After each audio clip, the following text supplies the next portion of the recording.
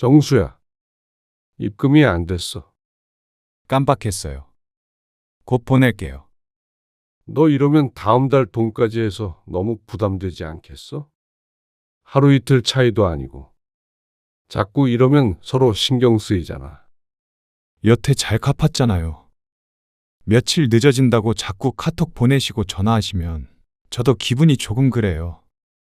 빚쟁이한테 시달리는 것 같아서. 이렇게 약속을 못 지킬 거면 애초에 200만 원씩 갚는다고 말을 하지 말지 그랬어. 그땐 지킬 수 있을 줄 알았죠. 아버지 돈 안 갚고 싶어서 그런 게 아니고요. 좀 자금이 막혀 있어서 그래요. 오늘 이야기 속 주인공은 65세 김용민 씨입니다. 그리고 그의 아들에 관한 이야기이죠. 김 씨는 돈거래라면 질색하는 사람이었습니다. 하지만 다른 사람도 아니고 아들이 그렇게 청하는데 매정하게 뿌리칠 수가 없었습니다. 어떻게 갚을지도 상세히 설명하길래 믿었습니다. 하지만 오히려 남이 아니라 자식이기에 더 돈이 오가면 안 됐습니다. 그걸 몰랐던 김 씨의 잘못이었습니다. 가족과도 돈거래는 하면 안 된다는 말은 익히 알았지만 부모 자식 간에 이렇게 돈 때문에 모든 게 무너질 줄은 몰랐습니다. 날강도가 따로 없었습니다. 남보다도 못한 놈을 아들로 키웠던 것이 김 씨의 잘못이었습니다. 누구를 탓할 필요도 없었죠. 하지만 돈을 안 갚는 것뿐만이 아니라 뒤에서 김 씨도 모르게 음모를 꾸미고 있을 줄은 꿈에도 몰랐습니다. 아무리 괘씸한 자식이라도 부모 등에 칼을 꽂을 만큼 악하다고 생각하지는 않았으니 말이죠. 김 씨는 이제 무자식이 상팔자라는 말을 실감했습니다. 그래서 무자식을 스스로 만들기로 했죠. 김 씨는 은퇴한 공무원이었습니다. 평생 부부가 열심히 살아온 탓에 소박하지만 나름대로 여유 있는 노후를 보내고 있었습니다. 평온했죠. 아버지, 저 왔어요. 김 씨는 아들이 하나 있었습니다. 아들은 결혼을 해서 멀지 않은 곳에 살고 있었습니다.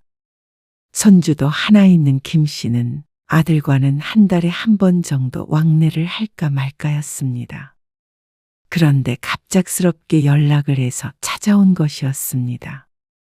김 씨는 안방에 있다가 나와 현관으로 향했습니다. 아들이 평소와는 다르게 잘 차려입고 있었습니다. 공무원 준비를 오랫동안 하다가 떨어져서 30 초반의 며느리와 함께 식당을 차렸는데 그래서 양복을 입은 모습은 좀처럼 보기 힘든 것이었습니다. 아, 이거요? 미팅이 있어서요. 뭐? 미팅? 아, 사업차요. 식당을 운영하며 사업차 양복을 입을 일이 뭐가 있나 싶었습니다. 그런데 아들이 뜻밖의 말을 했습니다. 제가 사실 새로 시작하려는 사업이 있거든요. 안 그래도 그것 때문에 아버지한테 말씀드릴 게 있어서 왔어요. 무슨 말? 자신만만한 표정이 김 씨의 물음에 갑자기 조심스러워졌습니다. 제가 자금이 좀 필요해서요. 자금? 김 씨의 표정이 조금 굳어졌습니다. 예상치 못한 돈 이야기였습니다. 지금 식당 정리하고 나온 보증금이랑 모아둔 돈이랑 보태가지고 한번 시작해 보려는데요. 좀 부족해서요. 돈이 부족하다고? 그래서 나한테 그걸 달라는 거야. 달라는 게 아니라 빌리려는 거죠. 그러면서 김 씨가 뭐라고 대답하기도 전에 사업에 대해서 설명을 시작했습니다. 대학 동기랑 같이 하려고 하는데요. 소규모 유통업체라고 보시면 돼요. 그러고는 들고 있던 가방 안에서 웬 서류들을 꺼냈습니다. 이게 다 뭐야? 사무실 계약서랑요. 사업 계획서랑 뭐 그런 거예요. 한번 보실래요? 내가 본다고 아냐?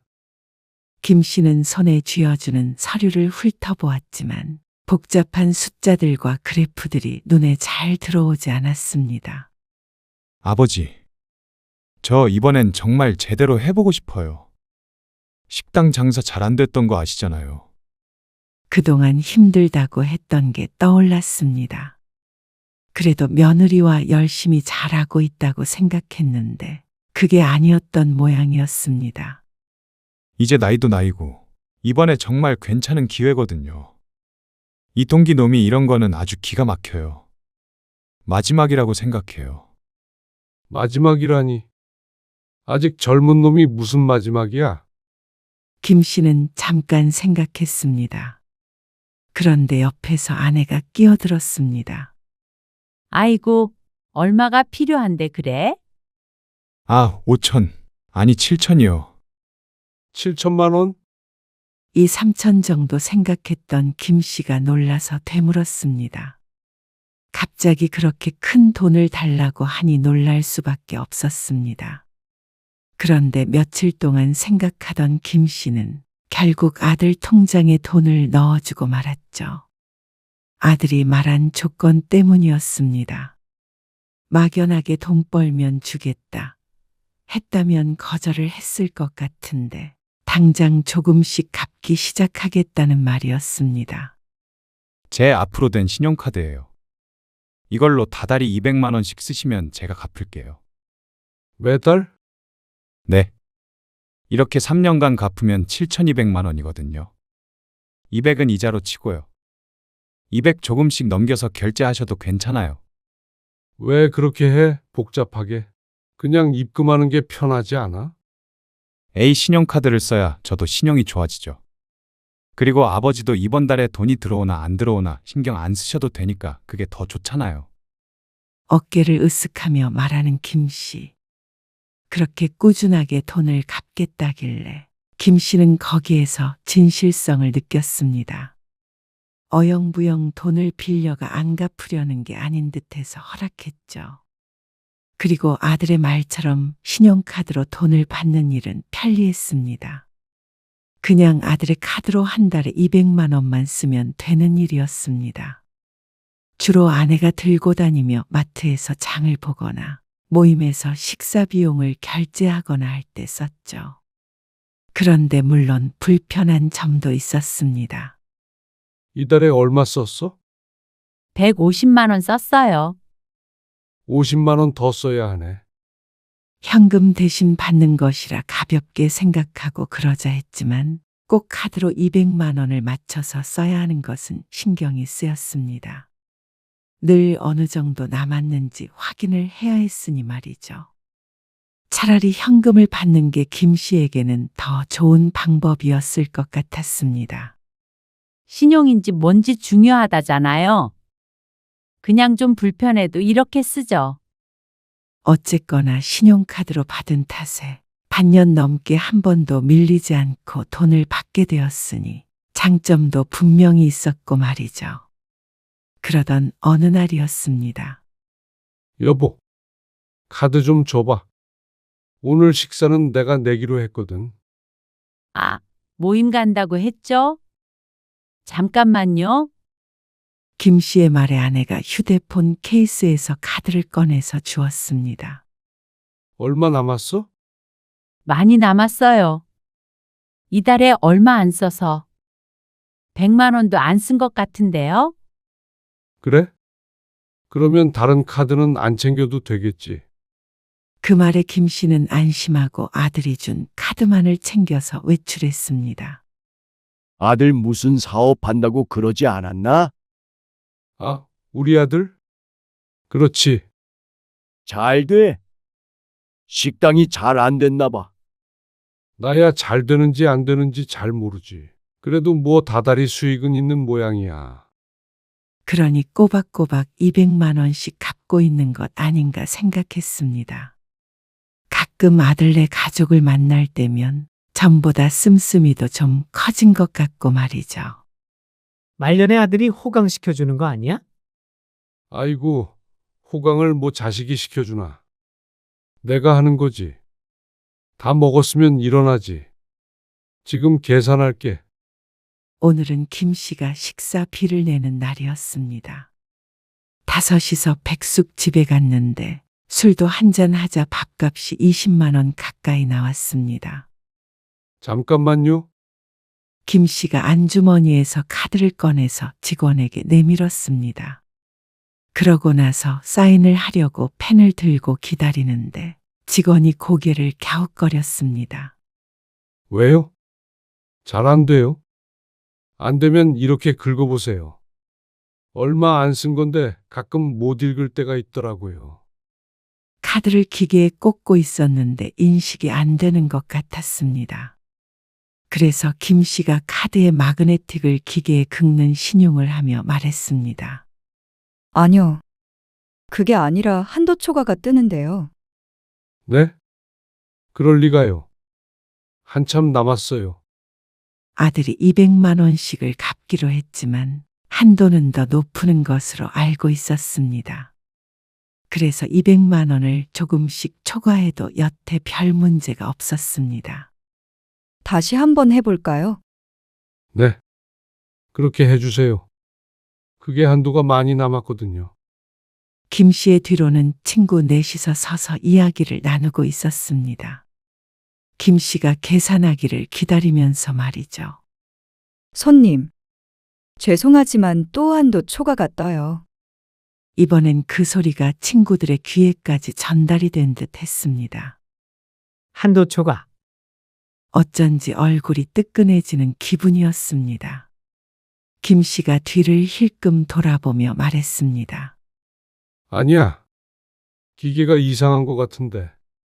그러자 직원이 조심스러운 음성으로 다시 물었습니다. 또 해볼까요? 2번이나 그렇게 떴다면 기계가 이상하기보다는 카드의 문제일 것 같았습니다. 아니, 카드를 얼마나 긁었길래 그래? 친구 하나가 농담을 건네왔습니다. 직원이 한 번 더 해보았지만 기계에서 삐빅거리는 소리가 또다시 들렸죠. 카드가 그거밖에 없어. 이거만 달랑 들고 왔네. 내가 낼까? 친구 하나가 다가오며 말했습니다. 김 씨가 고개를 저었습니다. 아니야. 입금하면 돼. 김 씨가 카드를 돌려받았습니다. 그러고는 식당 카운터에 적혀 있는 계좌번호의 휴대폰으로 밥값을 입금했습니다. 결국 계산을 하기는 했지만 나오면서 친구들이 또 한마디를 던졌습니다. 아이고, 마누라한테 용돈 좀 더 달라고 해. 돈 열심히 벌면 뭐해. 20만 원 밥값도 못 내는데. 농담이랍시고 하는 말이었지만 김 씨는 얼굴이 화끈거리는 것 같았습니다. 혹시나 하는 마음에 집으로 돌아오며 편의점에 들렀습니다. 음료수 하나를 내밀고 카드를 긁었더니 또 한도 초과가 떴죠. 집으로 돌아온 김 씨가 아들에게 전화를 했습니다. 이거 카드 말이야. 100만 원도 안 썼는데 오늘 계속 한도 초과가 뜨잖냐. 그러자 아들이 이유를 짐작하고 있었습니다. 아, 정말요? 한두 번 가지고 얄짤없네. 뭐, 아, 제가 바빠가지고 결제되는 통장에 돈을 못 넣었거든요. 그랬더니 한도가 하향됐나 봐요. 뭐. 진작에 말을 해주던가 해야지. 오늘 망신당했어. 죄송해요. 정신이 없어서요. 내일 바로 해결할게요. 그런데 아들의 말처럼 다음 날에 해결은 됐습니다. 문제는 몇 달 뒤 똑같은 일이 한 번 더 있었다는 것이었죠. 안 되겠다. 안 그래도 불편했는데. 어차피 너도 카드 대금 결제할 때 통장에 돈 넣어야 되는 거잖아. 그러면 그냥 내 통장으로 넣어. 200만 원씩. 결국 현금으로 돈을 갚으라고 말했습니다. 아무래도 처음부터 잘못한 것 같았습니다. 매번 200만 원을 카드로만 긁어야 하는 것도 불편했고 머리도 아팠습니다. 아니에요. 다음부터는 이런 일 없을 거예요. 하지만 아들은 신용카드를 고집했습니다. 그러다가 카드가 정지가 되었을 때 아들은 이제 현금으로 입금하겠다고 했죠. 그때부터 이상하긴 했습니다. 말로는 맨날 바쁘고 돈도 잘 번다고 하는데 자꾸만 카드에 문제가 생기는 게 불안했습니다. 아직 받아야 할 돈이 수천이었습니다. 그리고 김 씨의 돈도 돈이지만 아들의 사업이 망할까봐 걱정이 되기도 했죠. 듣자 하니 친구와 많은 돈을 투자한 것 같은데 잘 됐으면 하는 마음이었습니다. 그런데 몇 달 뒤부터 문제가 생겼습니다. 정수야, 입금이 안 됐어. 아들이 지난달에도 입금을 일주일이나 늦게 했습니다. 그래도 잠자코 기다리자 입금이 되긴 했는데 이번에는 보름이 지나도 소식이 없어서 메시지를 보냈습니다. 그러자 아들이 답장을 보냈습니다. 깜빡했어요. 곧 보낼게요. 그런데 하루 이틀이 지나도 돈은 들어오지 않았습니다. 너 이러면 다음 달 돈까지 해서 너무 부담되지 않겠어? 하루 이틀 차이도 아니고. 자꾸 이러면서로 신경 쓰이잖아. 그래서 아들에게 전화를 걸어 말했습니다. 전화를 걸어 돈 얘기를 하는 것 자체도 김 씨에게는 스트레스였습니다. 이런 게 싫어서 김 씨는 아무리 친한 친구에게도 단돈 10만 원도 빌려준 적이 없었습니다. 여태 잘 갚았잖아요. 며칠 늦어진다고 자꾸 카톡 보내시고 전화하시면 저도 기분이 조금 그래요. 빚쟁이한테 시달리는 것 같아서. 아들이 김 씨에게 진 것도 빚은 빚이었습니다. 하지만 아들도 그런 기분이 드는 게 싫다고 했습니다. 그러면 잘 갚으면 그만이라고 생각했지만 돈 때문에 아들과 기분 상하는 말을 주고받고 싶지는 않았습니다. 근데 걱정 마세요. 앞으로는 잘 지킬게요. 알았다. 그럼 더는 말 안 하마. 그런데 역시나 아들의 사업이 어려운 것이 맞는 모양이었습니다. 다음 달은 아예 돈이 들어오질 않았습니다. 그래도 기다렸지만 깜깜무소식이었습니다. 그 다음 달까지도 아무 말 없이 기다렸습니다. 200만 원이 없어서 생활이 안 되는 것도 아닌데 아들 말처럼 빚쟁이처럼 굴고 싶지 않았으니 말이죠. 그런 말을 하고 나면 김 씨도 마음이 상하기에 기다렸습니다. 하지만 3달째도 아무 말이 없자 김 씨는 결판을 내야 했습니다. 이렇게 약속을 못 지킬 거면 애초에 200만 원씩 갚는다고 말을 하지 말지 그랬어. 그땐 지킬 수 있을 줄 알았죠. 아버지 돈 안 갚고 싶어서 그런 게 아니고요. 좀 자금이 막혀 있어서 그래요. 무슨 자금이 어떻게 막혀 있길래 3달째 돈을 못 주나 싶었습니다. 그래도 한 달 안에는 해결이 될 것 같아요. 그러니까 걱정 마세요. 아들이 김 씨에게 빌린 돈은 3천만 원 가량 남아 있었습니다. 여전히 큰 돈이었습니다.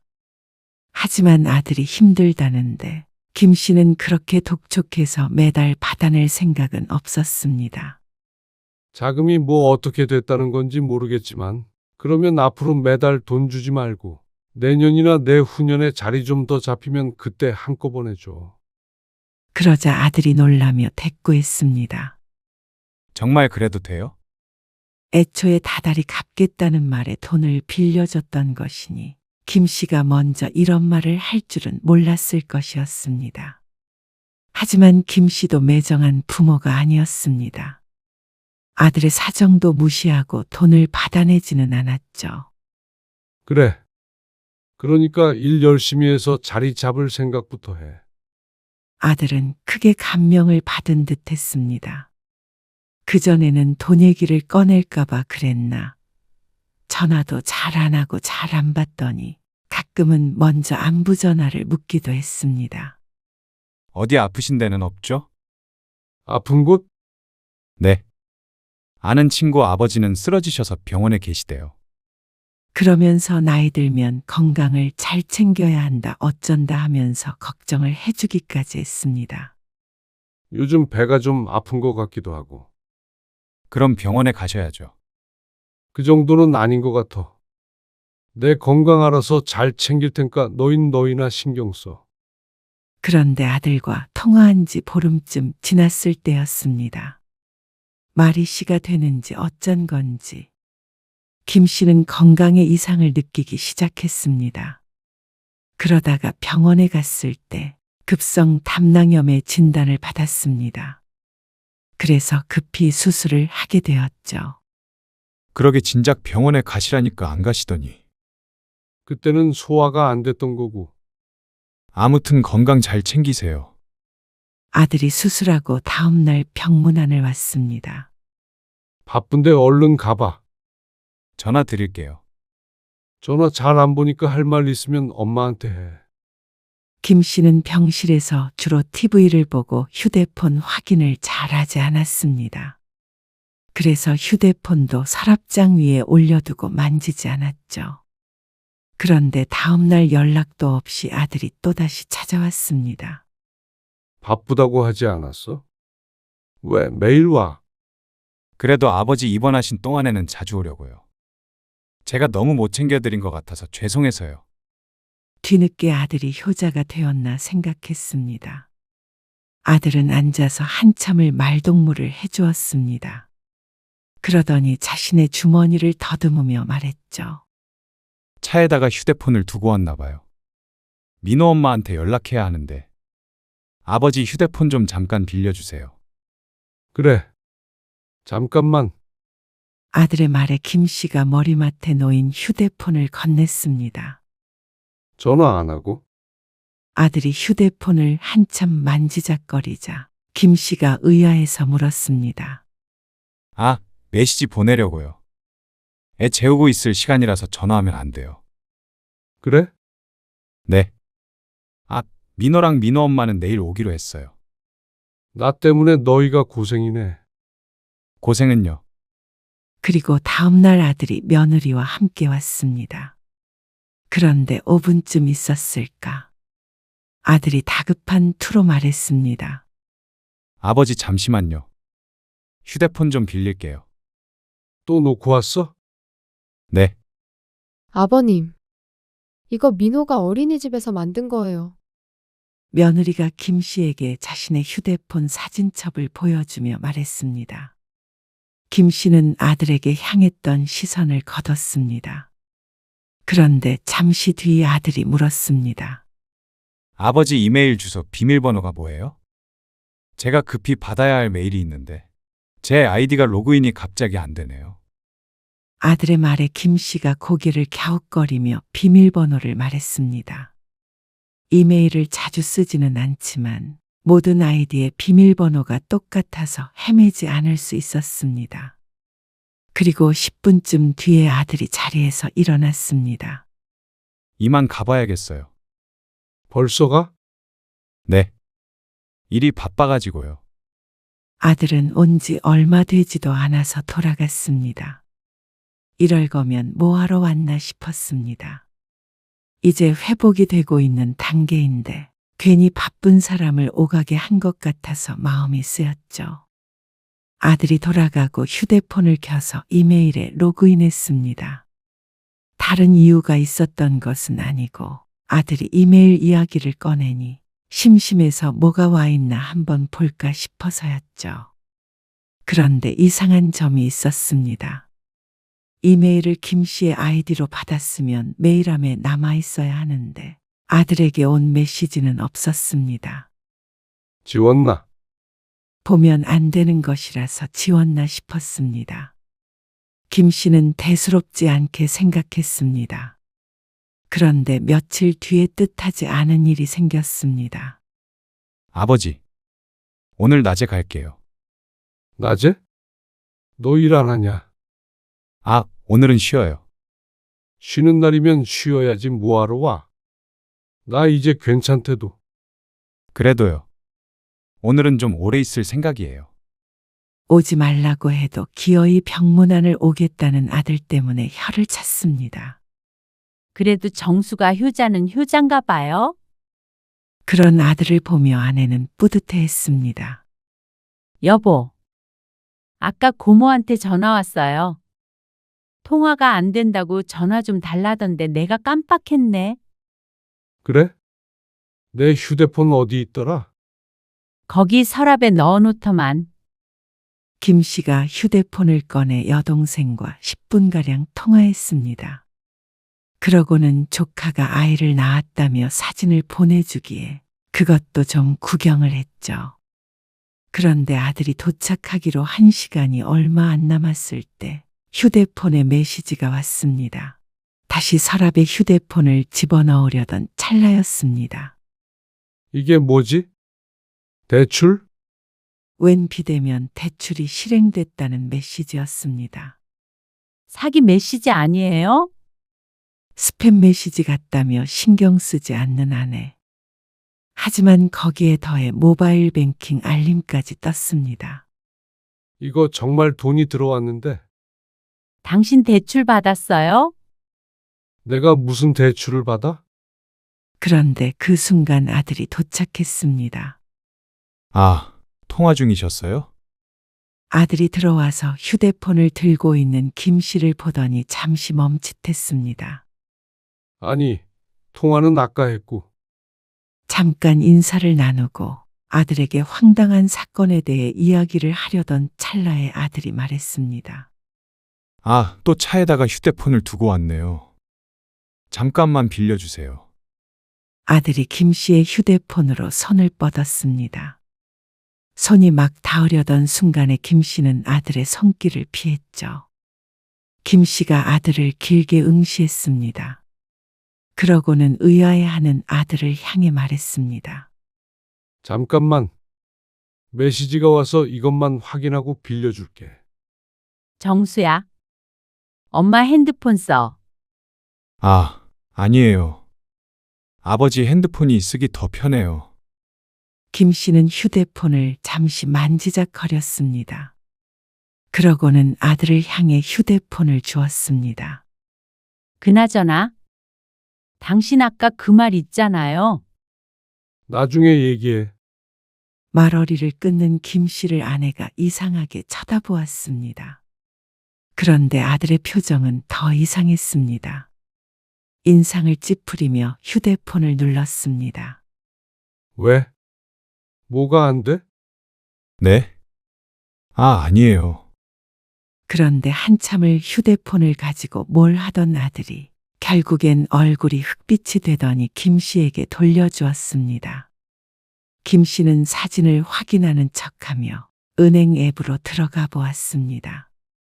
그런데 비밀번호가 5번 틀려서 로그인하지 못한다는 메시지가 떴죠. 왜? 네 통장으로 보내려고 했는데 로그인이 안 돼? 김 씨의 말에 아들은 사색이 되었습니다. 아내만 어리둥절해 있었습니다. 자꾸만 와서 내 휴대폰 빌려가더니 내 이름으로 대출 받았어? 아버지, 뭐라고요? 5천만 원 대출 받아가지고 통장으로 넣으려고 한 거야? 그래. 김 씨가 휴대폰을 잘 확인하지 않는다는 걸 알고서 꾸민 일인 듯 했습니다. 그런데 어떻게 일처리가 이렇게 허술한지 몰랐습니다. 사람을 바보로 아는 것인지. 그래도 허접하긴 했어도 대출은 성공했기에 김 씨가 눈치를 채고 비밀번호를 바꾸지 않았다면 5천만 원이 홀랑 사라졌을 것이었죠. 결국에 들킬 일을 왜 한 거야? 아들은 입을 다물었습니다. 어쩌면 들켜도 상관없었던 것인가 싶었습니다. 이미 돈을 빼갔으면 아들이 돌려주지 않는 이상 김 씨도 받아낼 방법이 많지 않았을 테니 말이죠. 김 씨는 허탈한 감정을 숨길 수가 없었습니다. 어떻게 이런 일이 다 있나 싶었습니다. 부모가 입원한 것을 이용해서 이런 일을 하다니요. 그런 줄도 모르고 효자라고 칭찬을 했던 게 후회스러웠습니다. 세상에 이런 불효자가 없었습니다. 부모의 돈을 갈취하고 사기를 치려던 아들이 너무 낯설었습니다. 사업 자금 때문에요. 그런데 아들은 이내 뻔뻔하게 나오기로 작정을 한 모양이었습니다. 빌려달라고 하면 안 빌려주셨을 거잖아요. 너 이미 빌려간 돈도 다 못 갚았어. 그러니까요. 그래서 제가 스스로 해결책을 찾은 거잖아요. 그 돈도 어차피 제가 갚을 예정이었어요. 뭐야? 반성은 조금도 하지 않는 것 같았습니다. 네가 갚을 예정이면 남의 명의로 허락 없이 대출받아도 된다는 소리야. 제가 오죽했으면 그랬을까 헤아려 주실 수는 없으세요? 아무리 힘들다고 해도 부모 돈을 훔쳐? 훔치다니요. 어떻게 그렇게 말씀을 하세요? 너야말로 어떻게 그래? 너 이런 놈인 줄 알았으면 저번에 그 돈도 안 빌려줬어. 갚을 생각이 아예 없었구나. 저도 잘 되면 갚죠. 너 씀씀이만 줄여도 1,000만 원은 더 갚았을 거다. 아니, 부모 자식 사이에 자꾸 그렇게 돈돈하셔야겠어요? 남들은 그냥도 도와줘요. 그럼 너도 그냥 주는 부모 자식해. 김 씨는 병실에서 아들을 쫓아냈습니다. 아내는 얼이 빠져 있었습니다. 그리고 며칠 뒤에 퇴원할 때까지 아들은 연락이 없었습니다. 아무래도 이대로 멀어져서 남은 돈도 안 갚겠다는 뜻일 것 같았죠. 그래서 김 씨는 건강이 회복되는 대로 아들에게 소장을 보냈습니다. 3년간 매달 200만 원씩 갚기로 한 메시지와 통장 거래 내역 등을 증거로 들었죠. 그리고 통화 음성 녹음까지도 휴대폰에 고스란히 있으니 아들도 발뺌하지는 못할 것이었습니다. 그러자 아들이 노발대발했습니다. 아니, 어떻게 자식한테 소송을 걸어요? 지금 이게 말이나 되는 상황이에요? 아무리 자식이라도 도둑질을 하면 안 되지. 아버지, 됐어. 나는 이제 자식 없다고 생각하고 살 거야. 고작 몇 천만 원 때문에요? 고작 몇 1,000만 원 벌려면 뼈 빠지는 거 모르냐? 부모 돈은 땅 파면 나오는 줄 알아? 부모 돈은 부모 것이고 너한테는 어떤 권리도 없어. 아들은 아무런 대답을 하지 못했습니다. 그러다가 일주일 후에는 또다시 사과를 해왔습니다. 죄송해요. 천천히 갚을게요. 저도 안 갚고 싶어서 안 갚는 거 아니잖아요. 너희 그 차 2대만 팔아도 그 돈은 충분히 나오겠다. 아버지, 결국 아들은 지연이자까지 포함한 금액을 모두 한 번에 입금해야 했습니다. 김 씨는 입금된 돈을 확인하며 씁쓸한 기분이 들었습니다. 하지만 더는 생각하지 않기로 했습니다. 아들도 정신을 차리고 스스로 사는 법을 깨달아야 했습니다. 그리고 김 씨도 자식 때문에 속 썩는 일은 더 이상 겪고 싶지 않았습니다. 또한 평온했던 일상이 더는 자식 때문에 망가지는 걸 두고 보고 싶지 않았습니다. 그래서 김 씨는 아들에게 한 말을 지키기로 했습니다. 자식은 없는 셈 치겠다는 말 말이죠. 나중에 더 나이 들어 부모의 마음을 알게 되면 모를까. 조금의 반성도 없던 아들의 모습을 떠올리면 김 씨가 한 행동은 과한 것이 아니었습니다. 김 씨도 이제는 아들 걱정은 그만하고 김 씨 부부의 노후나 신경 쓰며 살기로 했죠.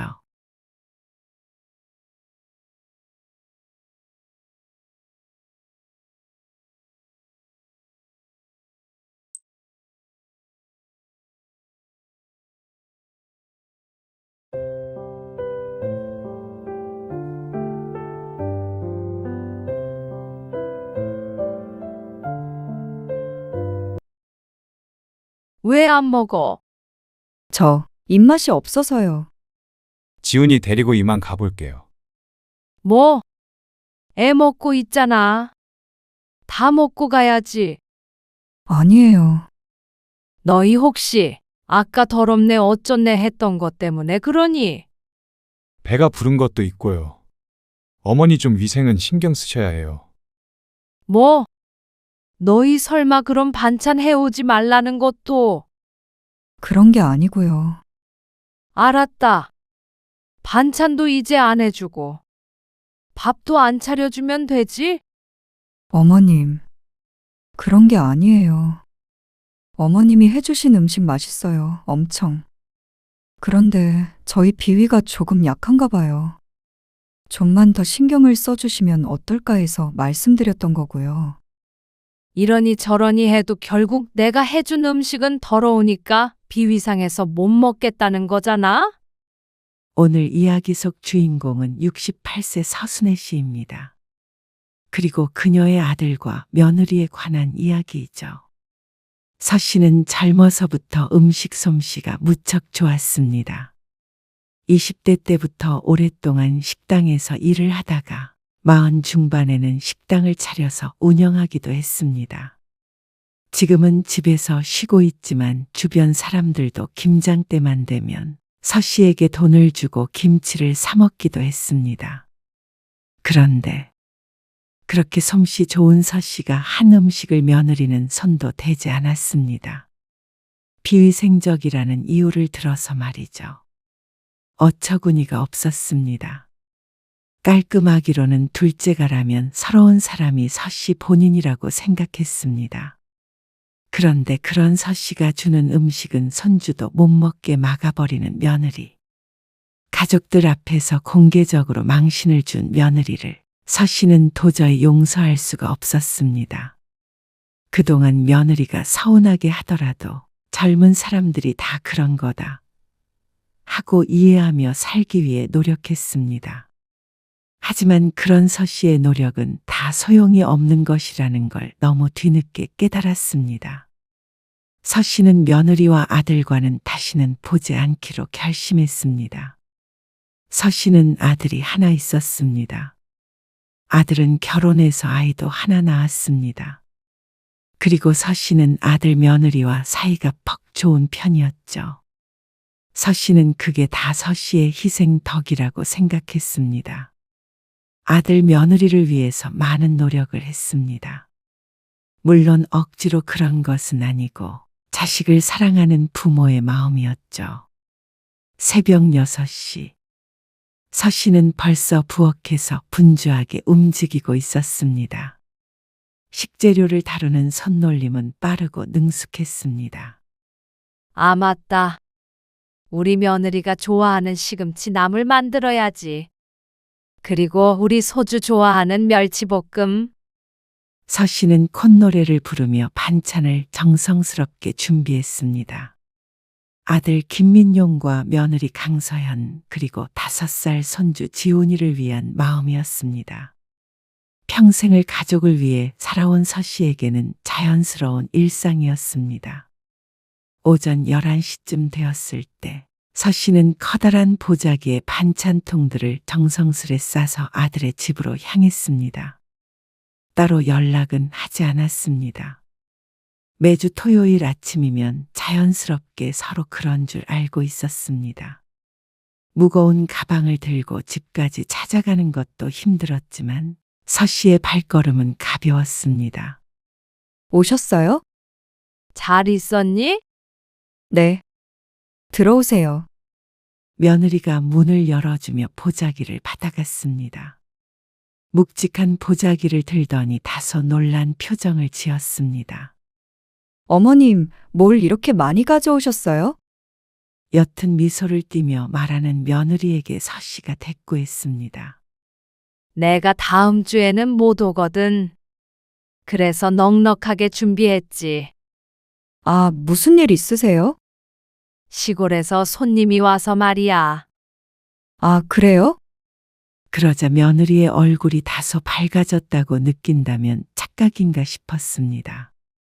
서 씨는 자연스럽게 며느리의 부엌으로 들어갔습니다. 점심 아직 안 먹었지? 네, 아직이요. 잘 됐다. 내가 해온 반찬에다가 밥 먹으면 되겠네.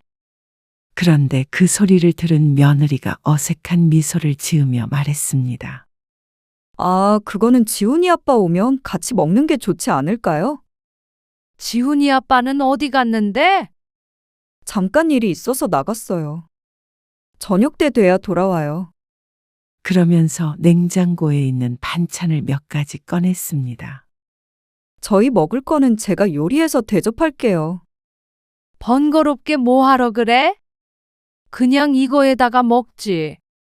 에이, 어머님이 저희 위해서 음식 해주셨는데 저도 뭐라도 해드려야 마음이 편하죠. 그 말을 들은 서 씨의 얼굴에 웃음이 피었습니다.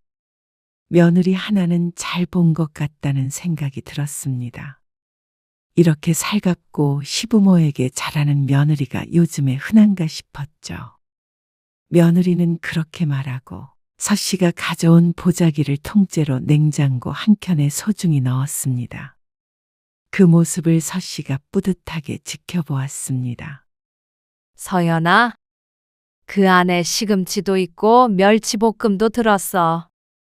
지훈이 꼭 챙겨 먹여. 서 씨는 며느리가 요리하는 것을 구경하며 말을 걸었습니다. 아이고, 얘 좀 봐. 물 아까운 줄 모르고. 네? 그런데 며느리가 요리하는 걸 보니 젊은 사람이라 그런가 요령이 없어 보였습니다. 이런 거는 그냥 행주로 한번 싹 닦은 다음에 다음 요리하면 돼.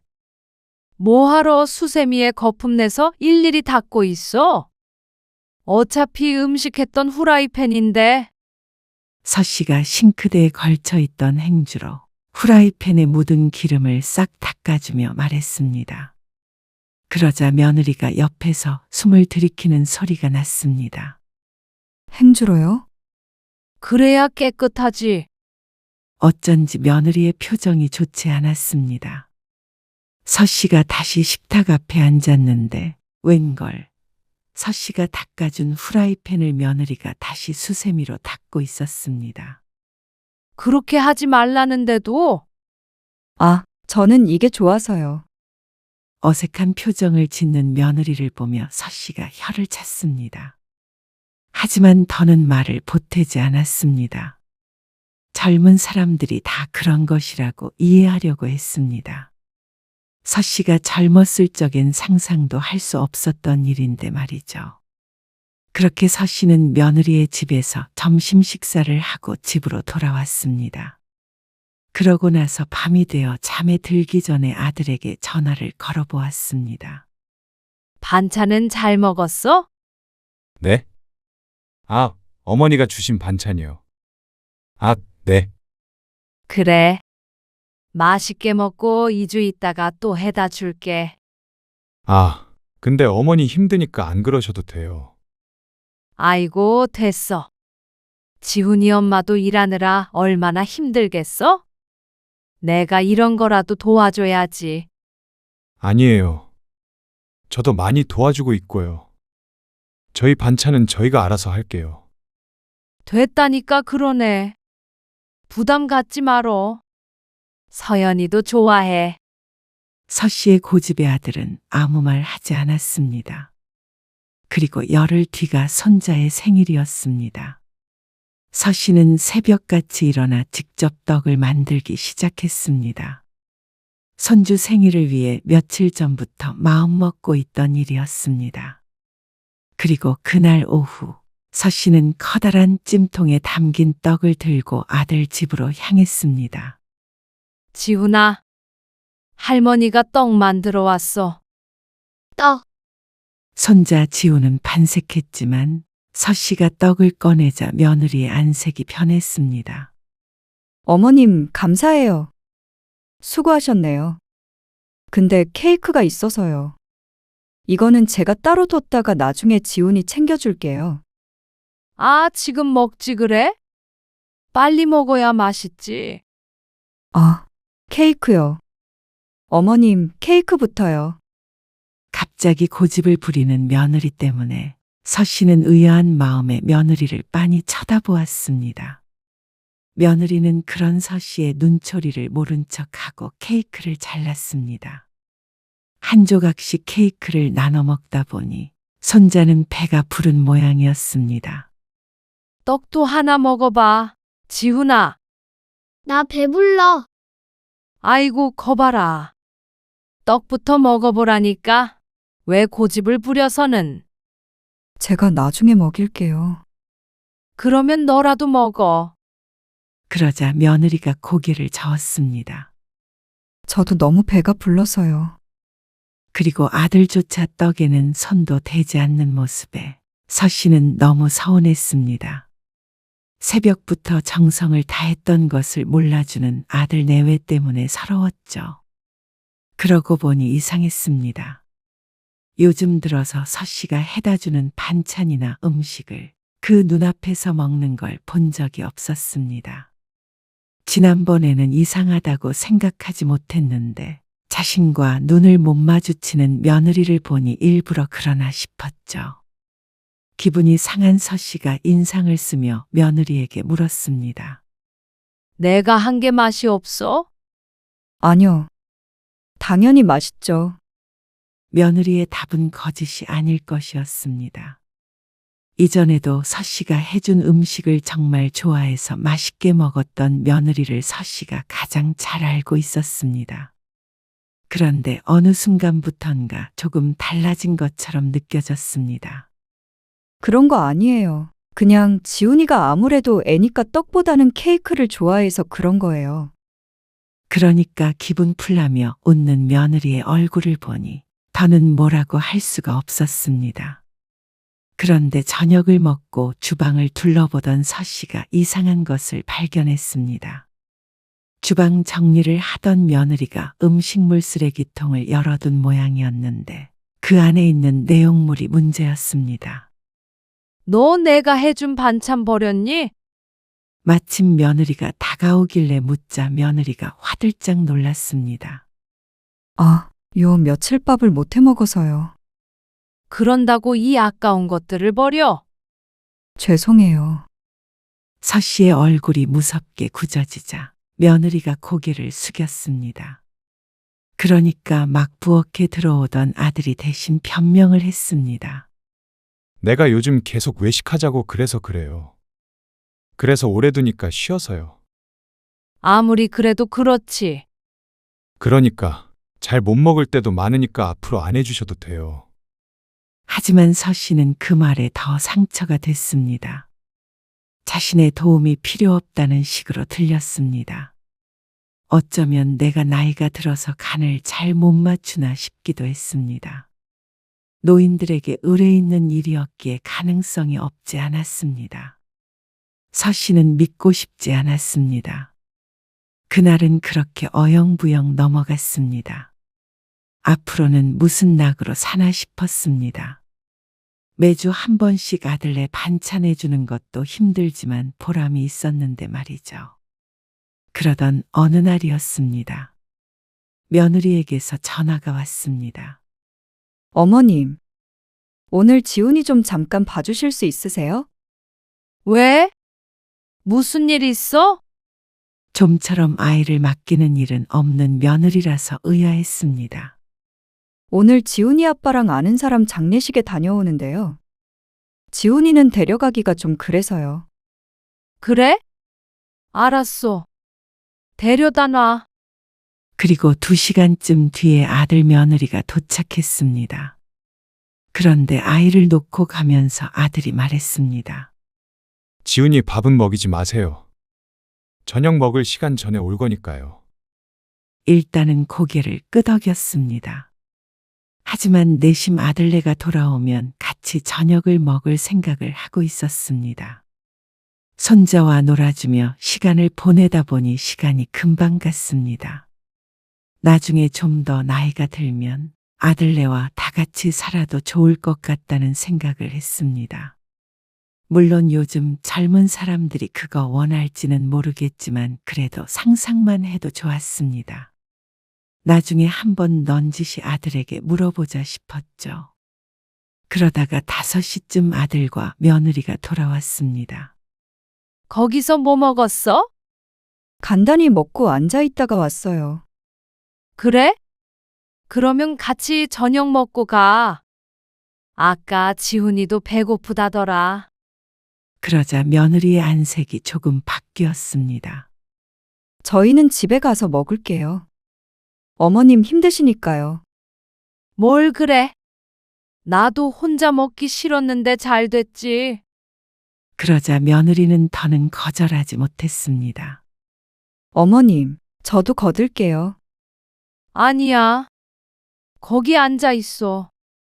팔 벗고 나서려는 며느리를 서씨가 말렸습니다.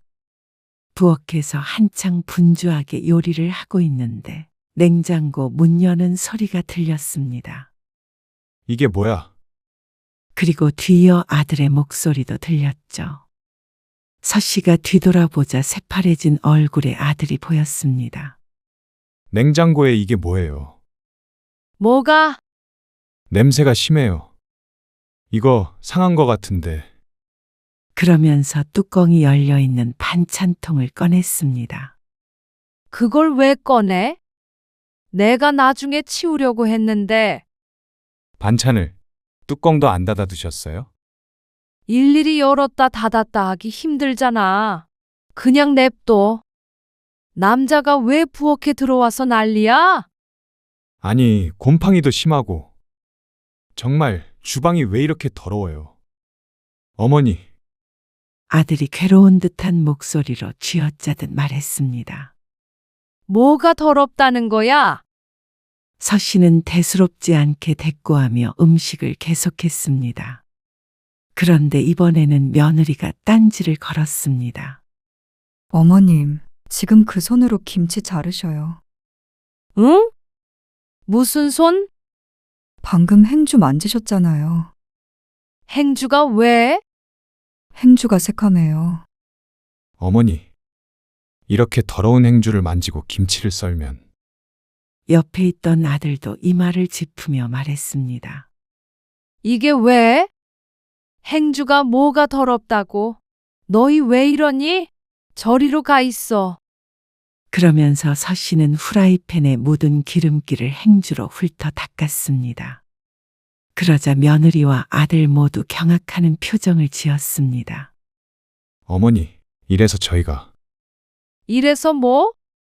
아니에요. 서 씨는 아들 며느리가 하는 말에 개의치 않았습니다. 아이고, 너희는 참 이상하다. 이게 더러우면 일상생활은 어떻게 하냐? 서 씨는 손가락을 쪽빨며 말했습니다. 그리고 그 손으로 김치를 좀 더 꺼내서 썰었습니다. 며느리의 표정이 더 구겨졌습니다. 서 씨는 그 손을 행주에 문질러 닦았습니다. 서 씨의 싱크대는 무척 혼란스러웠습니다. 음식을 하던 그릇들이 대충 쌓여 있었고 그 옆에 가지런히 엎어져 있는 안 쓴 그릇들도 사정은 크게 다르지 않았습니다. 물때와 기름때가 끼어 있는 그릇들이었습니다. 서 씨는 여기서 사용하던 숟가락이나 국자를 이 음식 저 음식 구분하지 않고 사용했습니다. 그 숟가락은 서 씨의 입에 들어갔다 나오기도 했고 물기 가득한 싱크대 위에 놓여지기도 했습니다. 바닥에 떨어졌던 식재료도 싱크대 안에 들어갔다가 닦이지도 않고 냄비 안으로 들어갔습니다. 바닥이나 싱크대에도 음식 찌꺼기가 여기저기 떨어져 있었습니다. 파조각, 마늘 껍질, 그리고 정체불명의 국물 얼룩들이 말라붙어 있었습니다. 아주 오래된 흔적들도 있었죠. 자, 다 됐다. 밥 먹자. 서 씨는 식탁 위로 음식을 옮기며 뿌듯하게 말했습니다. 식탁은 말라붙은 밥풀이 보였고 김치 국물 자국도 있었습니다. 아이고, 잠깐만. 서 씨는 옆에 있던 휴지를 조금 뜯어 건더기만 대충 주워서 버렸습니다. 아들과 며느리는 표정이 좋지 않았고 손자는 밥 먹을 생각에 들떴습니다. 그런데 손자의 입에 음식이 들어갈 때마다 며느리가 움찔움찔했습니다. 차마 말리지는 못하고 손만 올렸다 내렸다를 반복했죠. 너희 안 먹니? 아, 먹어요. 그런데 젓가락질이 참 깨작깨작 거렸습니다. 보는 사람이 다 입맛 떨어지겠네. 맛없니? 아니요. 맛은 있어요. 맛은 있다는 소리가 무슨 말이야? 맛은 있는데 뭐 다른 건 없단 소리야? 아니요. 그런데 며느리가 음식을 한 입 먹더니 손으로 입을 가리고 고개를 숙였습니다. 저 입맛이 없어서요. 들고 있던 젓가락을 내려놓으며 말하는 며느리. 그러자 옆에 있던 아들도 똑같은 행동을 했습니다. 저희는 장례식장에서 먹고 와서요. 참 간단히 먹었다며? 지훈이 데리고 이만 가볼게요. 뭐? 애 먹고 있잖아. 다 먹고 가야지. 아니에요. 아들 며느리가 아이를 데리고 일어났습니다. 갑자기 이게 무슨 일인가 싶었습니다. 서 씨도 엉거주춤 일어났는데 아들과 며느리가 서둘러 짐을 챙겨 나섰습니다. 너희 혹시 아까 더럽네 어쩌네 했던 것 때문에 그러니? 도저히 이해할 수 없어서 물었던 것인데 아들 며느리의 표정이 변했습니다. 그 얼굴에 서 씨의 눈이 커졌습니다. 뭐? 정말로 그런 거야? 그러자 아들이 한숨을 쉬며 말했습니다. 배가 부른 것도 있고요. 어머니 좀 위생은 신경 쓰셔야 해요. 뭐? 너희 설마 그런 반찬 해오지 말라는 것도? 잘만 받아먹던 반찬도 아들 내외가 서신의 집에서 몇 번 밥을 얻어먹고 나서는 먼저 해달란 소리를 하지 않았습니다. 그런다고 안 갖다 주진 않았지만 지금 되짚어보면 어쩌면 자신이 해준 음식이 더럽다고 생각해서 그런 듯 했습니다. 그렇게 생각하니까 너무나 억울하고 섭섭했습니다. 서 씨는 오랫동안 식당에서 일해왔습니다. 적어도 다른 사람들보다는 기본적인 위생 개념이 있다고 생각했습니다. 요즘 젊은이들 까탈스러운 것은 알고 있었지만 이런 말도 안 되는 트집을 잡을 줄은 몰랐습니다. 서 씨는 아들도 며느리도 이해할 수 없었습니다. 그런 게 아니고요. 아들이 골치 아프다는 표정으로 말을 했습니다. 하지만 서 씨는 더는 듣고 싶지 않았습니다. 알았다. 반찬도 이제 안 해주고? 밥도 안 차려주면 되지? 그러자 며느리가 다급하게 변명했습니다. 어머님, 그런 게 아니에요. 어머님이 해주신 음식 맛있어요. 엄청. 그런데 저희 비위가 조금 약한가 봐요. 좀만 더 신경을 써주시면 어떨까 해서 말씀드렸던 거고요. 이러니 저러니 해도 결국 내가 해준 음식은 더러우니까 비위상해서 못 먹겠다는 거잖아? 서 씨가 문을 쾅하고 닫아버렸습니다. 그러고서 아들 내외와는 한동안 연락하지 않았습니다. 하지만 서 씨는 전화를 받지 않았지만 아들과 며느리는 끈질기게 전화를 했습니다. 미안하다고 하도 사과를 해대니 어른된 입장에 계속 마음상에 있을 수는 없었습니다. 나도 좀 더 신경 쓸게. 그럼 됐지? 어느 날 걸려온 며느리의 전화를 받고는 서 씨가 새침한 목소리로 말했습니다. 그러자 며느리는 크게 기뻐했습니다. 그날 이후로 아들에게 반찬은 해주지 않았습니다. 혹시나 버릴까봐 괜한 짓 하지 말자 싶었습니다. 그러던 어느 날이었습니다. 시골에서 서 씨의 여동생과 남동생 가족이 다 같이 올라오기로 되어 있었습니다. 부모님이 돌아가시고는 좀처럼 만나기가 쉽지 않았는데 이렇게 형제들이 다 같이 모이는 것은 오랜만이었습니다. 그래서 서 씨가 오랜만에 솜씨를 발휘하기로 했습니다. 왔니? 음식하고 있었어? 그래. 거기 얼른 앉아. 여동생이 가장 먼저 도착했습니다. 그리고 남동생네 가족도 왔고 마지막으로 아들네가 왔습니다. 이렇게 있으니 집이 너무 좁아 보일 정도로 북적거렸습니다. 서 씨도 음식 준비한다고 오전부터 무척 분주했습니다. 그래서 부엌이 치우면서 한다고 했는데도 꼭 전쟁터 같았습니다. 아니, 이게 뭐야? 여보, 여동생의 남편이 부엌에 들어서다가 놀라 말을 멈췄고 여동생은 그런 남편을 말렸습니다. 음식 금방 되니까 좀만 기다려요. 서 씨가 웃으며 말했지만 어쩐지 둘은 서로 눈을 마주치고는 묘한 표정을 지었습니다. 그때 며느리가 부엌에 들어와서 바쁘게 움직였습니다. 뭐해? 아, 여기 정리 좀 하려고요. 그러면서 여기저기를 닦고 난리도 아니었습니다. 나중에는 냉장고까지 청소하려고 하길래 서 씨가 쫓아냈습니다. 안 그래도 네가 잔소리해서 내가 다 정리해놨어. 서 씨가 며느리를 내보내며 여동생에게 말했습니다. 요즘 애들이 이래. 유별나다니까. 아, 그렇지, 뭐. 서 씨는 30분 정도 더 요리를 하고는 음식들을 내갔습니다. 거실에 큰 상이 펴져 있었고 다 같이 빙 둘러 앉아 있었죠. 서 씨가 매운탕 끓인 것을 마지막으로 들고 나왔습니다. 이거 물맥이야. 시원하니까 국물 좀 먹어봐. 각자 앞에 놓인 접시에 국자로 떠주었습니다. 역시. 맛있네. 다들 맛있게 먹었습니다. 그 모습을 보니 서 씨는 먹지 않아도 배부른 것 같았습니다. 서 씨도 자리를 잡고 앉아서 매운탕을 먹는데 국물만 남은 아들의 그릇이 보였습니다. 국물 좀 먹어보라니까.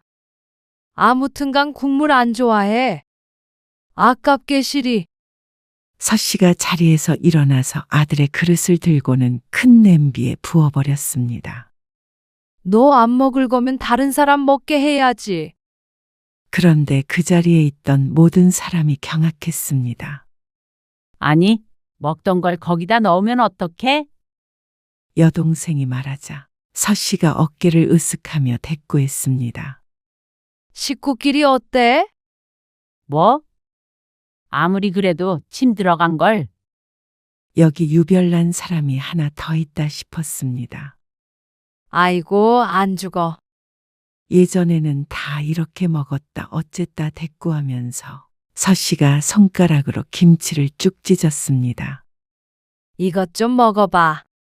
김장이 아주 잘 됐어. 매운탕에 살을 발라 먹으며 서 씨의 입으로 들락날락했던 손가락이었습니다. 그리고 손주를 위해서는 좀 작게 잘라줘야겠다 싶어서 주변을 두리번거렸는데 가위가 보이지 않아서 이로 작게 끊었습니다. 그러고는 밥 위에 얹어주었는데 며느리가 말했습니다. 어머님, 하지 마세요. 뭘? 비위생적이라고 말씀드렸잖아요. 며느리는 아주 작게 중얼거렸습니다. 서 씨의 귀에만 들릴 정도로 말이죠. 뭐라고? 비위생적이요. 자꾸 요리도 그렇고 손가락 빨고. 비위생적이라고? 이게 뭐가 어때서? 서 씨는 괜히 다른 사람들의 시선이 신경 쓰였습니다. 다 같이 모인 자리에서 며느리가 왜 갑자기 일어나 싶었습니다. 이렇게 망신을 주려고 일부러 사과를 했나 싶을 정도였습니다. 그래? 언니? 좀 그래? 아까 부엌도 그렇고 손도 잘 안 씻던데. 뭐라고? 며느리의 영향인지 옆에 있던 여동생도 한 소리 했습니다. 음식하는 게 좀 지저분해서 나도 좀 그랬는데. 이건 아니지. 언니 아들 먹던 걸 여기에다 넣으면 누가 먹어? 그 소리에 서 씨는 여동생이 아니라 며느리가 원망스러웠습니다. 괜한 얘기를 꺼내서 더러운 사람을 만들어버리나 싶었습니다. 그러니까 여동생도 괜히 음식이 비위생적이라고 생각할 수밖에요. 너 지난번부터 너무한 거 아니니? 아무리 그렇다고 이 자리에서 그래야 해? 어머니, 서연이는 어머니한테만 들리게 말씀드렸잖아요. 그런다고 얘가 한 말이 없어져? 언니 왜 이래?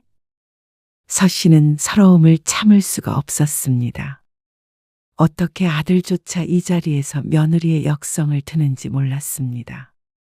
평생 정성으로 키운 아들이 어느새 남의 편이 되어버린 듯한 기분이었습니다. 너 정말 못됐다. 그렇게 깔끔 떠는 너는 얼마나 잘하길래 그래? 어머니, 내가 뭘 잘못했다고 그래?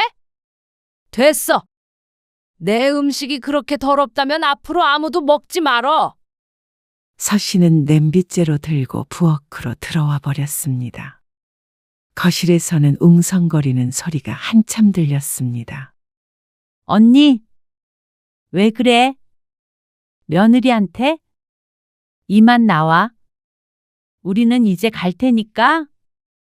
거실로 나와 보니 다들 짐을 싸고 일어났습니다. 서 씨는 아무 말 없이 동생 가족들이 떠나는 모습을 봤습니다. 이 모든 게 며느리의 탓인 것 같았습니다. 모처럼 만난 가족인데 괜히 분위기를 흐려서 이렇게 헤어지게 만드나 싶었죠. 다들 떠나고 아들 며느리도 조용히 서 있기만 했습니다. 너같이 못된 며느리는 내가 살다 처음 본다. 내 음식이 더러운 것 같으면 너만 안 먹으면 될 거 아니야. 그게 아니고요. 거봐. 말 대답도 꼬박꼬박. 아까 괜히 들어와서 냉장고 정리 안 해 만에 한 것도 괜히 그런 거잖아. 뭐 시위라도 한 거야? 그게 아니에요. 너도 똑같아. 해주면 그냥 받아 먹을 것이지. 손 씻어라, 행주 갈아라, 도마 씻어라. 내가 너희 종이야? 그건 기본적인 거잖아요. 나는 기본도 없다는 거야. 너희가 예민한 거야. 어디 가서 물어봐. 다시는 안 보고 싶으니까 나가. 그러자 아들이 한숨을 쉬었습니다.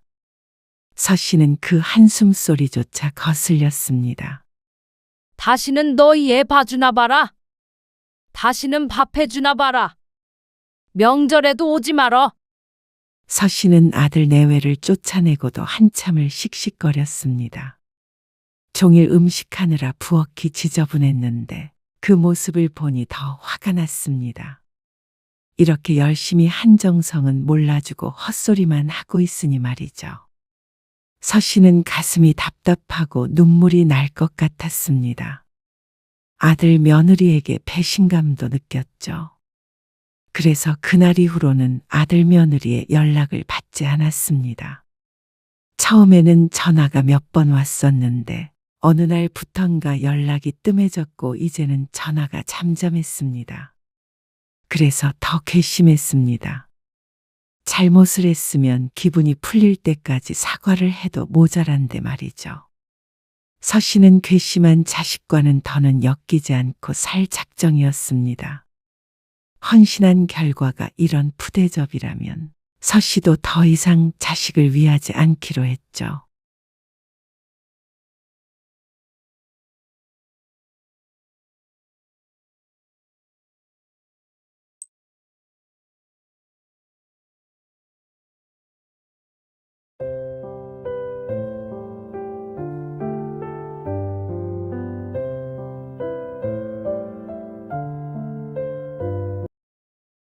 아이고, 우리 손녀딸 얼굴 좀 보자. 누구 닮아서 이렇게 이뻐? 아빠, 씻고 와. 어? 손 씻었어? 아니, 샤워하고 오라고. 일하고 왔으니까 땀도 났을 거 아니야. 기름 냄새도 좀 나고. 아, 그래? 그렇지. 얼른 씻고 올게. 오늘 이야기 속 주인공은 66세 이정화 씨입니다. 그리고 그녀의 딸에 관한 이야기이죠. 이 씨는 변한 딸을 보니 속이 쓰리다 못해 썩어 문드러지는 것 같았습니다. 내 딸이 설마 부모에게 이럴 줄은 몰랐습니다. 애교 넘쳤던 막내딸은 이제 없었습니다. 땀 냄새가 난다며 아빠가 아이를 안는 것조차 탐탁지 않게 여기는 딸. 평생 자식들을 위해 땀 흘린 아빠에게 냄새 난다는 말을 하며 멀리하는 걸 보니 기가 막혔습니다. 며느리가 그러는 것도 아니고 내 친딸이 그런 말을 하니 상처는 더 컸습니다. 그렇게 변한 이유를 따져보자면 돈인 듯 했습니다. 돈 있는 시부모는 떠받들고 돈 없는 친정부모는 업신여기는 딸이 과연 내 딸이 맞나 싶었습니다. 아이 한 번 안아볼라 치면 샤워까지 해야 하는 현실이 서글펐습니다. 딸이 자신들을 어떻게 생각하고 있는지 알 것 같았습니다. 그래서 이 씨도 생각했습니다. 이제는 내 품에 있는 자식이 아니라 남보다 못한 사이가 되었다는 사실을 말이죠. 이 씨는 아들 하나, 딸 하나가 있었습니다. 이 씨 부부는 여유롭지 않은 형편에 아이 둘을 잘 키워보기 위해 무던히 노력했습니다. 이 씨는 오랫동안 식당 일을 했고 남편은 건설 일을 하다가 10년 전에 아주 작은 철물점을 차렸습니다. 아들, 딸 모두 이 씨 부부의 바람대로 공부도 잘했고 잘 커주었습니다. 이름 있는 대학을 졸업해서 직장에도 금방 들어갔죠. 그래도 어려운 와중에 자식들 농사는 참 잘 지었다며 스스로를 칭찬할 때쯤에 아들이 결혼을 했습니다. 남들처럼 집 한 채씩 떡하니 해줬으면 좋았겠지만 형편이 이래서 미안하다. 아들이 결혼 날짜를 잡은 날 남편이 한 말이었습니다. 아들, 딸 결혼시키려면 돈이 드는 걸 알기에 적금도 들고 했지만 충분치 않았죠. 하지만 고맙게도 아들은 고개를 저었습니다. 내밀었던 통장도 도로 이 씨 부부 앞으로 밀며 말했습니다. 저희 결혼은 알아서 할 거예요. 양가 부모님 도움 안 받고요. 그게 돼? 집은 어떻게 하고? 신혼부부 전세자금 대출도 제도가 잘 돼 있고요. 집 마련하는 건 앞으로 천천히 계획할 거예요. 저희 둘 못 벌지 않으니까 금방 자리 잡겠죠. 그때까지는 아이는 가질 생각 없으니까 그것만 좀 이해해 주세요. 그건 너희가 원하는 대로 하는 거지. 우리 눈치 보지 말어. 네. 결혼 준비도도 알아서 할 테니까 참석만 해주시면 돼요. 아들의 말처럼 아예 손 놓고 있을 수는 없겠지만 마음은 무척 편했습니다. 이 씨는 며느리에게 순금 세트를 사주었습니다. 그 외의 선물은 며느리 쪽에서 거절을 하니 줄 수 없었습니다. 그래서 결혼식 날에 이 씨 부부 앞으로 들어온 축의금은 신혼여행의 보태라고 전부 아들네에게 주었습니다. 그게 전부였습니다. 이 씨 부부가 아들을 결혼시키며 쓴 돈 말이죠. 그래서 딸이 결혼할 때는 그렇게 갈등이 있을 줄은 몰랐습니다. 여기 너 결혼에 보태려고 모아둔 돈이야. 이 씨는 아들이 결혼할 때와 똑같이 통장을 내밀었습니다. 딸의 몫으로 모아뒀던 3,500만 원이었습니다. 어찌 보면 큰 돈은 아닐지 모르겠지만 이 씨 부부에겐 의미가 있는 액수였죠. 아들이 거절했다고 딸도 무일푼으로 보낼 수는 없었습니다. 그런데 통장을 펼쳐본 딸의 표정이 이상했습니다. 울지도 웃지도 못하는 듯한 묘한 얼굴이었죠. 한참을 통장을 내려다보던 딸이 말했습니다. 전에 말한 적이 있었던 것 같은데, 현우 씨 있잖아. 집이 좀 부유해. 그 소리는 들은 적이 있었습니다. 여유가 있는 집안이라는 말 말이죠. 그래서 그쪽에서 전세집도 해준다고 들어서 감사하다는 소리를 여러 번 전했습니다. 그래서 이 씨 부부가 아들에게 보태주려고 했던 돈도 일부 빼서 넣었죠. 이걸로는 혼수도 제대로 못 넣을 것 같아. 딸의 목소리가 무척 울적하게 들렸습니다. 그에 따라 이 씨 부부의 표정도 어두워졌죠. 어느 정도가 더 필요할 것 같아. 이 씨가 조심스럽게 물었습니다. 그러자 딸이 잠시 생각하더니 대답했습니다. 혹시 1억이라도 맞춰서 줄 수는 없어? 그 말에 이 씨가 짧게 숨을 들이삼켰습니다. 설마 하니 억소리가 나올 줄은 몰랐습니다. 머리로 금액을 가늠하던 걸 멈출 수밖에 없었습니다. 노력한다고 될 금액이 아닌 것 같아서 말이죠. 그리고 그런 이 씨의 표정을 읽었는지 대답을 하기도 전에 딸이 한숨을 쉬며 눈을 내리깔았습니다. 나도 결혼하면서 기죽기 싫어서 그래. 혹시 그쪽에서 뭐라고 해? 아니야. 그런 경우 없는 분들 아니셔. 그런데 왜 기가 죽어? 누가 봐도 기우는 결혼인데 기죽지.